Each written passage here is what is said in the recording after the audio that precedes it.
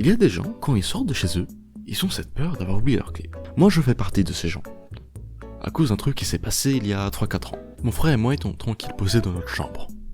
Quand soudain, notre mère y rentre et nous dit « Alors mes petits chouchous, ça va ce week-end, je ne serai pas à la maison. Pour la bonne et simple raison que je serai en mission avec mon travail. Bisous bisous. » En plus de laisser l'appartement à nous, tout seul, elle nous a donné de l'argent de poche de côté pour qu'on puisse faire des courses. Le week-end arrive et notre mère est déjà partie en mission avec son travail. Et avec l'argent que notre mère nous a laissé, moi et mon frère étions partis à la supérette du coin pour acheter des trucs, comme des céréales, tout ça.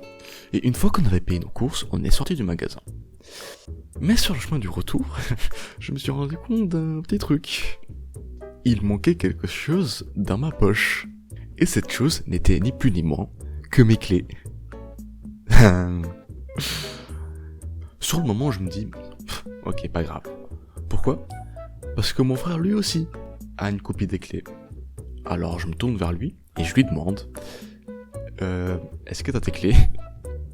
Question par laquelle il répond non, pourquoi ? À ce moment-là, je lui dis qu'on est dans une sacrée merde. Tout simplement parce que moi non plus j'ai pas mes clés.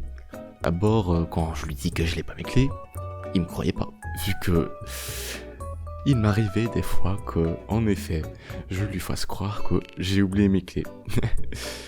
Sauf que là, c'était pas une blague, c'était réel.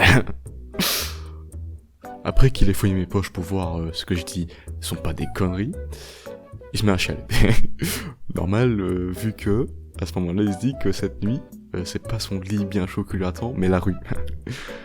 Après qu'il a arrêté de pleurer, on a quand même réfléchi un peu à comment on pourrait rentrer. D'abord, on a essayé de rentrer tout simplement dans notre immeuble, parce que il arrivait des fois que notre porte d'immeuble ne soit pas complètement fermée. Et là, par chance, cette porte n'était pas complètement fermée. Donc du coup, on y rentre, et on se met devant notre porte d'appartement. Et on la regarde et on se dit, comment est-ce qu'on pourrait ouvrir cette porte sans nos clés ? Notre première idée fut de tout simplement d'essayer d'ouvrir notre porte avec une carte en plastique. On a essayé et ça n'a pas fonctionné. Et heureusement, vu que ça foutrait bien la trouille, que n'importe qui puisse ouvrir n'importe quelle porte avec une simple bête carte en plastique. Notre deuxième idée était tout simplement d'essayer d'ouvrir une porte avec une trombone. Vous voyez, comme dans les cartoons, comme ça. Mais il y avait un petit problème. Aucun de nous deux avait une trombone sur lui, bizarrement. Donc il a fallu qu'un de nous deux aille dans un magasin acheter des trombones. Et devinez c'est qui celui qui est parti acheter des trombones ? C'est moi, yes. Donc avec l'argent que notre mère nous a laissé, on est parti acheter des trombones. Et avec ces trombones, on a essayé d'ouvrir la porte. Et bizarrement, là aussi, ça ne fonctionnait pas. Notre dernière idée était de appeler un serrurier. Sauf qu'il y avait un petit problème. Les clés n'étaient pas les choses que j'avais oubliées.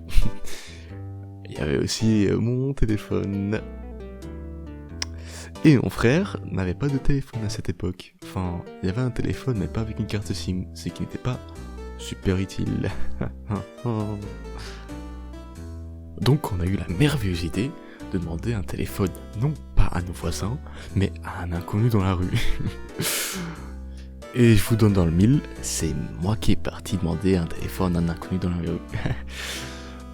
Donc je pars de l'immeuble, en laissant la porte bien évidemment un peu ouverte pour que je puisse quand même revenir. Et en sortant de l'immeuble, je vois une vieille dame se diriger vers l'immeuble où j'habite. Donc je me dis, génial, une voisine, je vais essayer de lui demander son téléphone. Donc je me dirige vers elle et je lui explique la situation. Et aussi étonnant que ça puisse paraître, cette vieille dame a été assez bienveillante pour m'emprunter son téléphone. Et une fois qu'elle m'a donné son téléphone, naturellement, je me suis barré avec. Non, je rigole, c'est une blague, allez, on rigole un peu, oh. Non, j'ai juste utilisé son téléphone pour regarder s'il y avait des serruriers pas loin de chez nous. Sauf que pendant ces recherches, je me suis rendu compte d'un petit truc.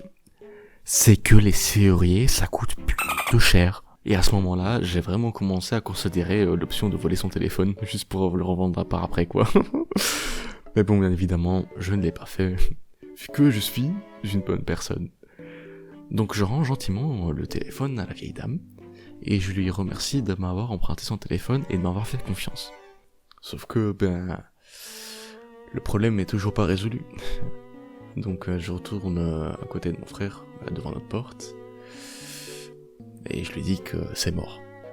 Là, on est tous les deux dépités, parce que là, on se dit vraiment que cette nuit, on va dormir sur le sol bien froid. Donc là, on reste une dizaine de minutes à rien faire. Et là, vraiment, de nulle part, mon frère, il sort. Eh, mais c'est vrai, j'ai une amie, notre maman, qui a une copie des clés. Mais je pourrais essayer de lui demander si elle peut nous en prêter la copie des clés. Et là, je le regarde et je lui dis, tu te fous de ma gueule. On a passé plusieurs heures devant cette stupide porte, à rien faire, alors que t'avais cette information en tête. Comment tu... Donc, celui qui est parti voir l'ami pour lui demander la copie des clés, parce que faut retenir qu'à ce moment-là, c'est moi qui ai tout fait. Donc, il est parti voir l'ami. Cet ami a gentiment accepté de nous emprunter les clés. On a inséré les clés dans la serrure. Et la porte s'est ouverte. Moi et mon frère, on est déjà super contents. On est direct rentrés, on a mis de la musique à fond, on a commencé à danser et tout, hop. Et voilà, c'était comme ça que j'étais resté bloqué dehors. Donc, morale de l'histoire, avant de sortir de chez vous, vérifiez bien si vous avez vos clés avec. Donc voilà, je viens de terminer la vidéo. C'était plutôt chouette à faire. Franchement, je suis très content de l'avoir fini, vu que ça fait comme depuis un petit moment que ce projet est resté dans un petit coin de ma tête. Si cette vidéo elle vous a plu, mettez un petit pouce bleu là, vers le haut. Et si jamais ce n'est pas le cas, je suis très triste que vous ayez perdu autant de temps devant cette vidéo. Et j'espère que vous saurez vous en remettre. Voilà. Abonnez-vous.